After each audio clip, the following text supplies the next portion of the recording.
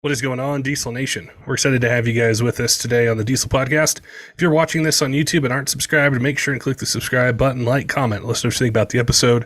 If you have any questions or a request for a particular guest or topic that you want covered, we're always checking comments on YouTube and love to be able to take your guys' suggestions and then work them into future episodes. Today I'm going to be joined by Mark from Amsoil, and I wanted to talk with him about fuel products and specifically fuel treatment and why it's so important for older trucks, newer trucks, the challenges that exist, not just with fuel quality, but when all diesel went to ULSD however many years ago, and what kind of challenges that can provide for being able to get the proper lubricity and other things to make sure that we don't damage our fuel systems, which we've done a lot of podcasts about how expensive those can be. And so I wanted to get a better understanding of ways we can treat it year round, and then also if we live in a climate where it snows, prevent it from gelling and be able to not be stranded. So it's going to be a great conversation. Before we get to it, though, I want to remind you our friends over at Kershaw Knives have a 20% off site-wide code for you. Use code 23diesel20 at kershaw.kaiusa.com. It's a great way to save some money, get some really cool gear. If you need something for hunting, fishing, EDC, something to throw in a toolbox, or have around the house. I got a bunch of new products this year. The latest is the Duralock models, which it's a blade that uses D2 steel. The opening mechanism is super smooth, keeps your fingers away from the blade when you open and close it. So definitely make sure if you're in the market to head on over to their website, check it out, and use code 23diesel20 for 20% off. All right, let's get to today's podcast with Mark from Amsoil and talking about diesel fuel. Mark, welcome back to the Diesel Podcast. I always enjoy chatting with you. I always learn a lot, whether we're talking about engine oil, transmission fluid, coolant. And I was thinking recently, I'm like, I haven't chatted with Mark about Amsoil fuel products, diesel fuel products.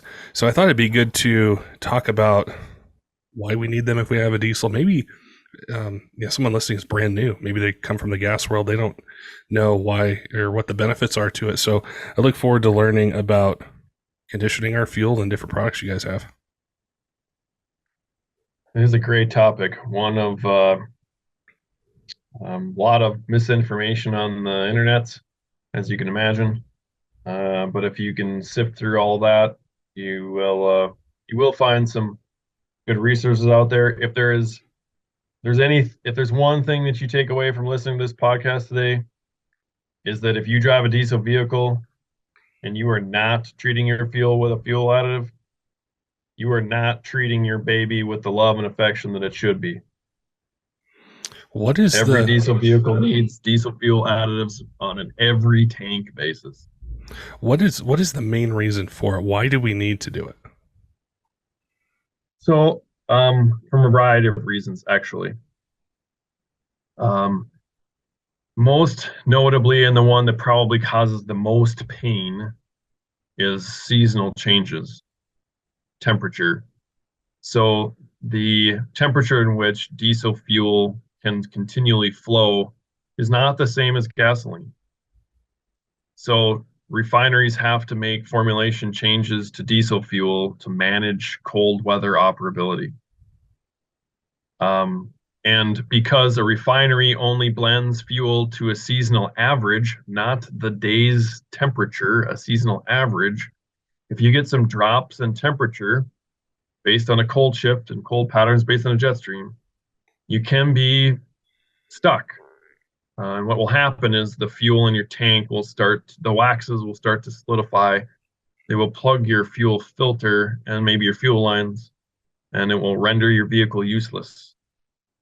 So from a cold weather operability perspective, lots of people use a proactive approach as a piece of insurance to treat their fuel so that they do not have solidified fuel and a potential opportunity to break down the side of the road. That's like probably the most notable one because it causes the most pain, and you see this, in the news, and you see trucks standing on the side of the road in cold temperatures, and you can pretty much point out if there's a diesel vehicle on the side of the road in the wintertime because the guy had fuel that wasn't rated for the temperatures that he's driving through. Outside of that, the other probably most notable one out there, and it's in combination in bits and pieces, is that when this country decided to go to ultra low sulfur diesel, which is 15 ppm sulfur diesel, people started to experience some negative effects from ultra low sulfur diesel, in which then they attribute it to the lack of sulfur in the fuel. It's not exactly accurate, although we removed sulfur because it can cause some greenhouse gas issues that we don't want, and acid rain issues we don't want. The desulfurization process at the refinery level strips a lot of the materials that were great for lubricating your fuel pump and your injectors. So people have started to see fuel pump problems, the CP4 pump problem that's out there. I cannot claim with 100% certainty it has to do with USLD fuel, but that fuel pump wears because of the pressure that's put under, and if there's not enough lubricity in there, it can wear at an expedient rate. May have something to do with part of its problem. The other problem is injector problems. When your pintle hammers its seat many times per combustion cycle, today's vehicles up to 7. If you don't have enough lubricity between those two, either the seat or the pintle will wear. They won't seat according to the way they were designed, then they will leak fuel, which then will result in poor starting, poor power, rough running operations, smoke, et cetera, et cetera. So there are some big reasons out there that speak to either immediate pain stranding you in the cold weather, or some long-term maintenance issues to your vehicle that you would want to use fuel additives for. Because the refineries and the fuel stations they don't have your back to the level that you need to. There's an industry standard. ASTM D975 dictates what diesel fuel will be in this country, but that's kind of the minimum barrier to be considered fuel. Now, the fuel that high technology, like our vehicles are today, common rails most certainly, they need additional fuel performance, which you're just not going to get at the pump. And I challenge any of you listening to this, next time you go and pick up the green handle, mostly, sometimes a yellow handle, depending on where you're geographically, but look what's published on your pump. It won't take you very long to read the nothing that is there. So you have no idea what type of fuel quality that you're actually buying. Yeah, that's I think the big unknown with it is we don't know what's going into it. It can change seasonally. And then we might have an older truck that was designed around running on a different fuel versus what you can buy now. And then you have the newer trucks that run higher pressures and have different components on them, where it just, to me, treating the fuel is one of the most important ways that I think you can avoid fuel system issues. And it's also maybe even the most unknown as a casual diesel truck owner, or somebody who's new to it, or somebody who's had a truck and it's just run really well for a long time. Trying to understand just the variance of it from pump to pump, from town to town, state to state, depending on what time of year you're traveling through it. With the kind of questions that you guys get about treating diesel fuel, is one of the perceptions that I've picked up on is, if I have a newer truck, it was designed around this diesel fuel, I don't need to run anything, versus my 2003 or my 95 or my 97 truck that I'm running ULSD on. Can you talk a little bit about why it's important on newer trucks that were designed and released after the changeover in fuel type? Yeah, so that's a misnomer that today's fuel is actually designed for today's trucks. It's actually quite the opposite. The only thing that today's trucks are designed for, to accommodate, is biodiesel usage.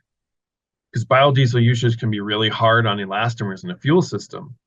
So what they've done is they've redesigned fuel system components to be able to be compatible with up to B20 biofuel, typically. Outside of that, today's fuel is worse for a common rail engine than it was for an old a mechanical injector engine because of the fuel pressure that you are generating by the pump, which is metallic components spinning around, creating pressure that can cause wear, and then trying to ram it through an injector that wants to fire 8 times a combustion cycle, 7, 8 times a combustion cycle. And by the way, that pintle is so small today compared to 20-year-old mechanical injector. The force that's on that surface area is huge. Like today's fuel with today's technology, it's the worst.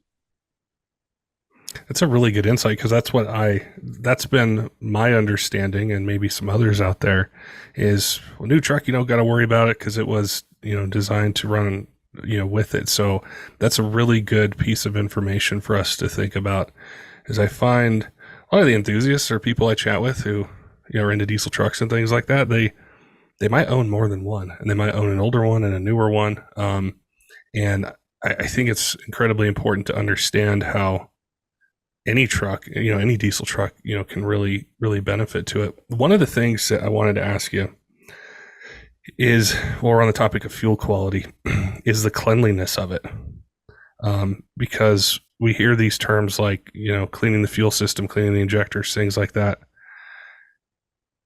I could just imagine, if you don't change the fuel filter in a clean environment, you can totally wreak havoc on the injectors. Maybe damage them, have to replace them. So I think, okay, if I'm fueling up this 34-gallon tank or 26-gallon tank, however big it is, how clean is it really, and what can I do to make sure I'm not getting, deposits or other things into this fuel system that is so precise, like you mentioned, and running under high pressures and has these really small tolerances? Yeah, that's going to be a problem that is mostly unsolvable by the consumer, because you're buying whatever fuel from whatever station. They probably don't have any filtration efficiency ratings on their fuel. You're going to buy it, but your vehicle has a fuel filter on it, and most of today's vehicles have down to a 4-micron filter, which is good to help remove particles that can cause abrasive wear in the system. But probably the more important thing is that when we take fuel from a tank, we pressurize it, put it in a common rail, we suck off that common rail, we pressurize more fuel than we use, and we send it back to the tank. Well, when you pressurize fuel, you generate heat. And when you generate heat in that fuel, it can allow carbon deposits to form and drop out of solution. It's just a function of fuel because it's a carbon chain. You put heat to it, you can actually make that carbon chain break, and you can cause deposits inside your tank from cycling fuel that your fuel filter is now forced to deal with. There is detergent chemistry that can help from that problem. It will basically take and modify some of that carbon deposit that gets formed and turn it either back into something that's liquid or something that's ultra fine, and you never suffer from that problem. You'll see some fuel filters today that a guy will say, yeah, I just put this fuel filter in, I took it out 2,000 miles later, and it was black as black. Well, what's happening is you're cycling so much fuel that it's prematurely plugging your fuel filter. So there are detergents out there. In fact, we have them in our products that will help from that problem, suffering from that problem. One of the other problems that people suffer from is, you talk about cleanliness, and that's deposits, but the deposits are more towards the injector, not so much in the tank we just talked about. although that does happen, one of the problems that people suffer from are injector related failures. And those failures are because of, again, how we make fuel and if we incorporate bio in our fuel. So there are a lot of states out there that mandate biodiesel usage at a certain percentage. I know in my state, during certain times of the year, April to October, it can be up to 20% bio. So although biodiesel has some inherent advantages, like it comes with additional lubricity to protect your fuel pump and your injectors, it comes at a higher cetane index. Problem is it suffers from instability. It can suffer from ingress of water, which can then lead to microbial growth. But more importantly, it suffers from a particular carboxylate that you cannot remove from the fuel because it is now germane to how the fuel was made. When they make biodiesel, they add a sodium catalyst, which creates this metal carboxylate, and it cannot be removed from the fuel. And the reason why this is problematic is because that carboxylate forms a deposit on the pintle of your injector and can render your injector sluggish or seized if it gets bad enough. So any people that are running bio in their states, they really need to pay attention to run detergents in their fuel on an every tank basis, but only those products that speak to something called ID deposits, internal and diesel injector deposits. That's the typical lingo that people are using that speaks to the carboxylates that form on the pintle. So there's a detergent that will go in there and clean all those deposits and remove them from the pintle, keeping that injector firing like it should. Okay. So now I'm understanding, a little bit more about it, because I think when you're talking about the quality of diesel fuel, I think of being a diesel enthusiast, and we've kind of touched on some of these subjects before, is we buy a particular truck with an engine because we think it's the best. If we have a failure with a transmission, we're upgrading that transmission. Within our budget, we want the best parts that we can get. Same thing with the turbo. Same thing with all the components that are surrounding our truck. But the one thing we can't control is how that diesel fuel is manufactured at the refinery, how it's stored, what the biodiesel percentage is. And so we have this incredible variable. And I think why it's so important is the variable that it affects the most can also be one of the most expensive things to fix on a truck, which is injection pump, injectors, the labor to do it, how intensive it can be if you can find the parts. And so I think that's really the key, as I understand it, is we think how easy it is to use a fuel additive. It's super easy to use it. It's super easy to buy it. And comparing that to the headaches of chasing injector issues or any of the number of things that can pop up, I think that would be probably one of the main reasons I would use it, is as a preventative to something that can be catastrophic or extremely expensive to fix.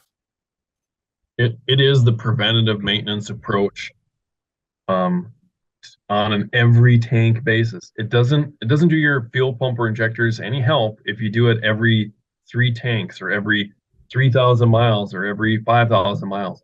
Maybe from a cleanliness perspective, it does a massive cleanup, but you want that on an every tank basis so that deposits don't form or don't begin to form.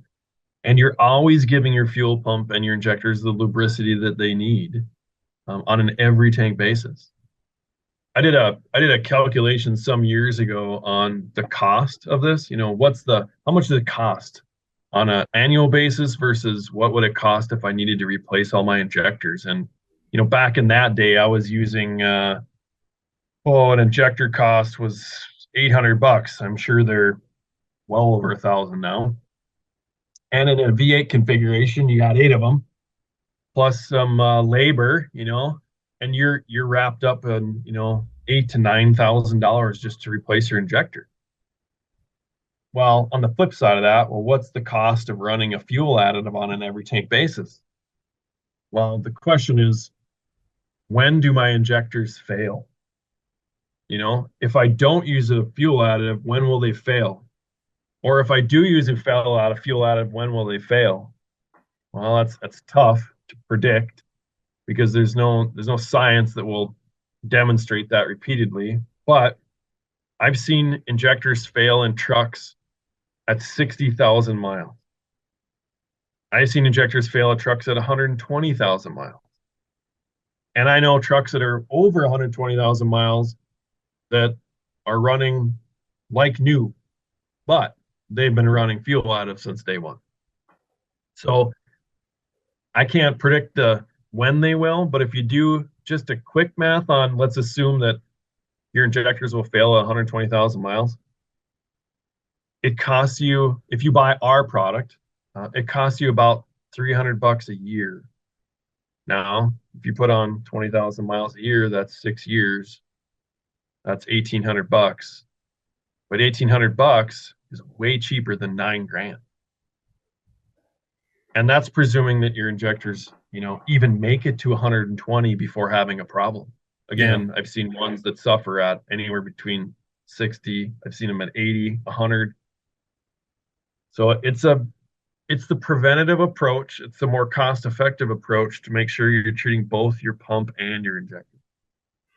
What would you say is the biggest or one of the biggest misconceptions when people call in and they have questions for you about any of the diesel fuel treatment, either products or issues that are out there? What's something really common people ask, or you wish that they knew before they called? Well, that's a great question, right? Because most people that call they're willing to pick up the phone and ask you a question, they kind of already know that fuel additives should be used. It's just now which ones, what time of year, and from whose brand, right? Now, which ones and what time of year, that's the really easy questions, right? Well, you should be using them every calendar month of the year. And in the winter times, you should be using fuel additives that contain cold flow improvers. Now it comes down to which brand. And you're like, well, what makes your brand better than X, Y, or Z brand? They're proclaiming they treat 4 times as much fuel and get the same benefits as you proclaim over here. And the tough thing about the fuel additive industry is there's a lot of marketers of fuel additives, and they all use words like gains up to. And they use the up to a lot.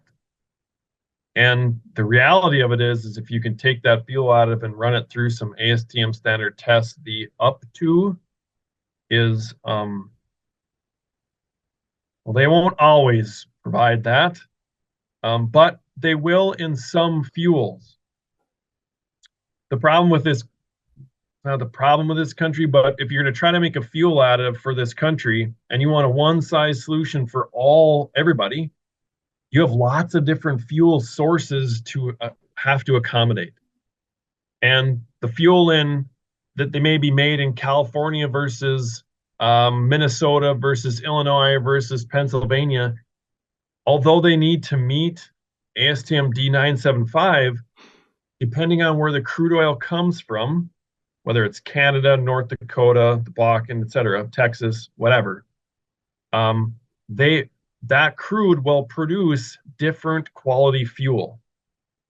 Some fuel crudes will just produce a better fuel above what ASTM D975 provides. So as a fuel additive marketer, I need to make sure that I'm taking basically the worst fuel, something that just meets ASTM D975, and when I treat it to my recommendation, I guarantee that you're getting those results because you don't know what you're getting at the pump. One day you might get lucky in one state and get a load of fuel that was really good, and the next day it could be completely the opposite. So I design my additives to be able to speak to really the lowest performing fuel in the country to make sure when I treat it, I'm giving you the best of detergency and the concentrations you need, the best lubricity and the concentrations that you need. Cold flow and a high concentration to protect yourself from not getting stuck on the side of the road. we really over concentrate our additives to protect you from the unknown of wherever the fuel is from whatever refinery it came from that month. So it would really be, and I imagine it's really tough. Like a truck owner, we're not gonna.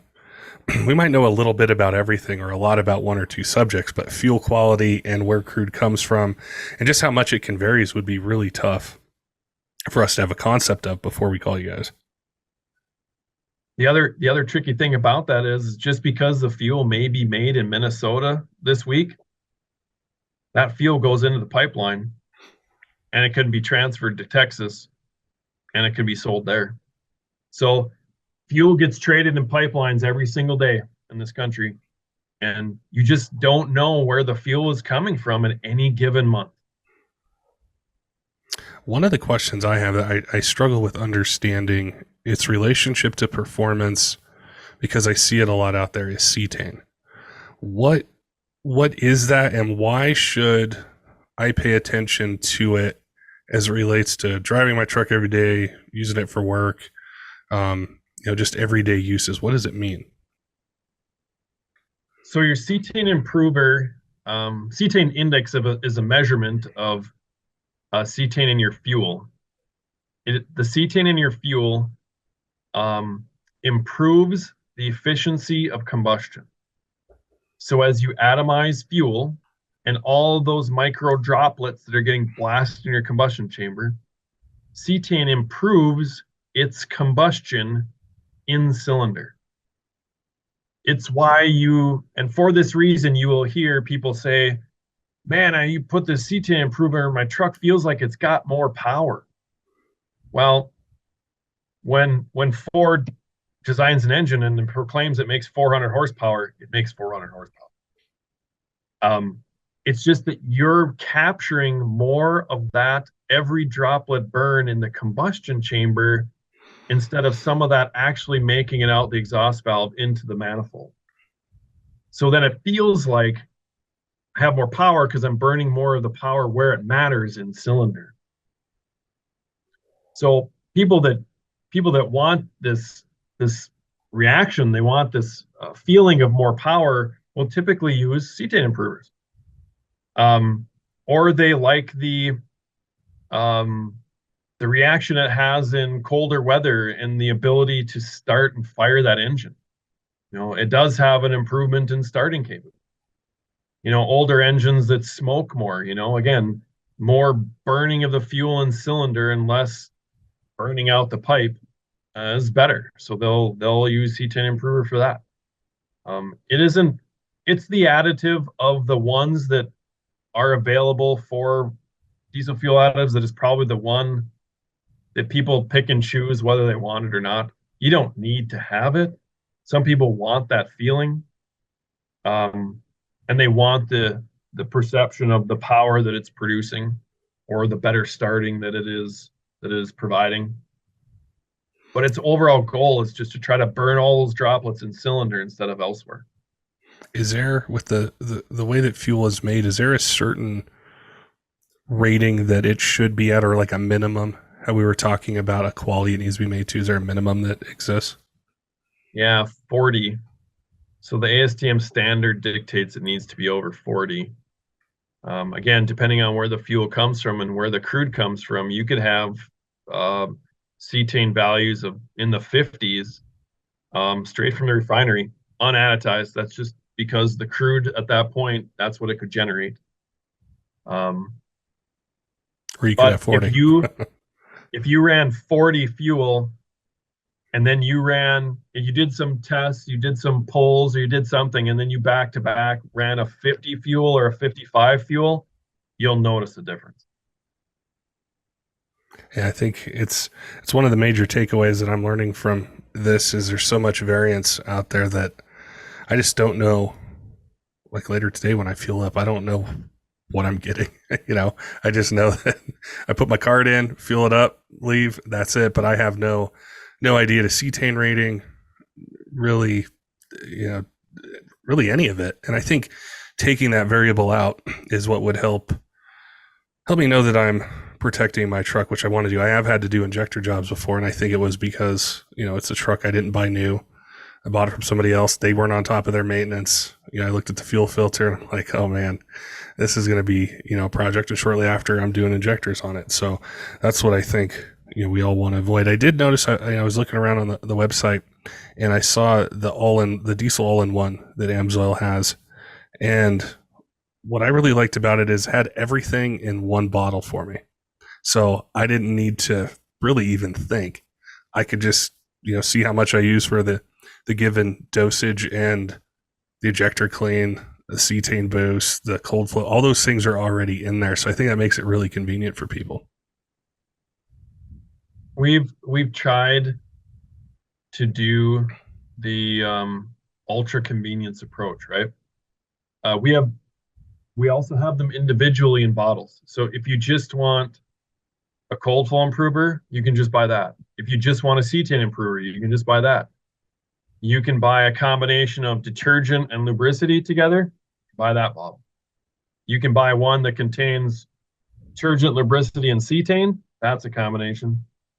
And then we do what's the all-in-one. So that has detergents, lubricity, cetane, cold flow improver at the concentrations that the potent concentrations that we think that the industry needs based on the fuel that's out there. And we've gone one step further then, and we put it into packaging. It's a small bottle that you can just dump into your one tank and then throw it in the receptacle there at the fuel station. So there's no trying to figure out how many ounces do I need to put into my fuel tank again. Man, I don't even know how big my fuel tank really is. So we try to do that for you as well. I like that. I like that approach because I live in a climate where we do get snow in the winter. It's hot in the summertime. It varies. I just don't want to do the math, or I don't want to have a bunch of things in my garage. I just want one product I use, and I use it year round, and I just don't have to think about it. So I think that makes it really easy to understand. And we're chatting a little bit about before the podcast about different types of diesel vehicles that are out there. And my headspace has been in the performance side, the enthusiast side for so long. And we're chatting about, like, what about half-ton diesels? What about a Volkswagen? What about some of these other vehicles where you cross over from a gas truck and now you've got a Silverado 1500 with a 3-liter, or an eco diesel or something like that. And they may not even know any of the things we talked about with diesel fuel, the variants of it, deposits, wax, cold flow, gelling up, all those sorts of things. And so I hope somebody that may be new or has is brand new to diesel really picks up on just how much variance there is in the fuel quality and things we can do to take that variable out, because we don't like it in anything else. We don't like a variable shift on our transmission or a flare. We don't like, when a turbo chatters, or we're getting turbo surge, anything else but the one. And we can control it for the most part, unless, there's a major issue, but we have no control over how diesel fuel is manufactured. Right. And it has a very large impact on the reliability of your fuel system and its longevity.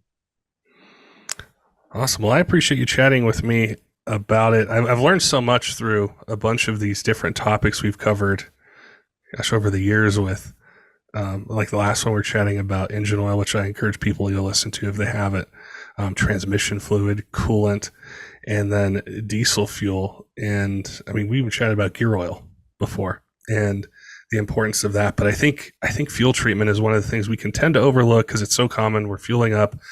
We think we're getting a good product. We think it's made to a standard that doesn't vary a lot, but it really can. And it's just an easy way to be able to protect and avoid, like we mentioned, the study or the write-up that you did, the cost of an injector repair, which newer trucks, they keep getting more and more expensive to do than the older ones. Right. I appreciate your time today, Mark, chatting with me, educating me, helping me understand a bit more, and look forward to chatting with you again in the future about more ways to make our trucks drive better and do it for longer than they do stock. Sounds good. Thanks for being on the podcast.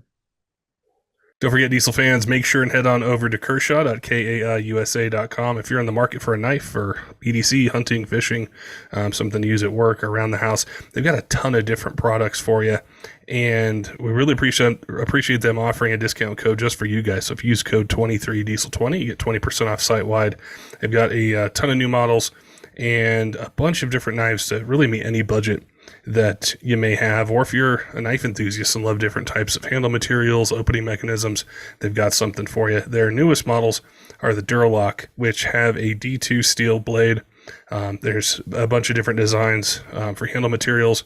It opens super smooth, so it keeps your fingers away from the blade when you're opening and closing it. Something great to throw in a pocket, toolbox, have around the house. And like I said, we really appreciate them offering that discount code just for you guys. I also want to give a shout out to some of our Patreon supporters: Tyler Loewen at 23 Diesel, Jay Cole John, all of our other Patreon supporters, all of you who watch on YouTube or listen on podcast apps or on our Discord or follow us on social media. We appreciate your support here in year 7 of the Diesel Podcast and look forward to bringing you more great content that you want to listen to. Until next time, keep the shiny side up.